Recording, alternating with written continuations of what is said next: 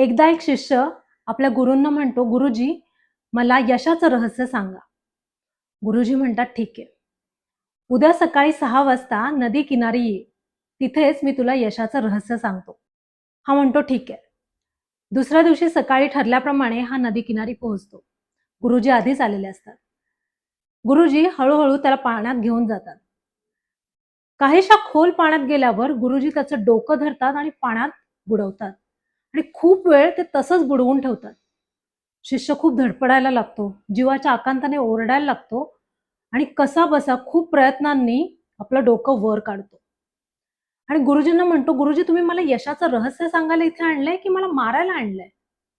तेव्हा गुरुजी हसून त्याला विचारतात, "आत्ता या क्षणी जेव्हा तू पाण्यात होतास, तेव्हा तुला कशाची गरज वाटली?"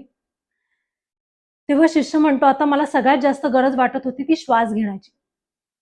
गुरुजी म्हणतात, "हेच यशाचं रहस्य. ज्या दिवशी तुला यश मिळवणं हे श्वास घेण्याइतकं महत्त्वाचं वाटायला लागेल, त्या दिवशी तू नक्की यशस्वी होशील. तुला श्वास घेणं हे जितकं महत्त्वाचं आहे, तितकंच यश मिळवणं हे महत्त्वाचं आहे. हे ज्या क्षणी समजेल, त्या क्षणी तुझा यशाकडचा प्रवास सुरू होईल. लक्षात ठेव. हेच यशाचं रहस्य आहे."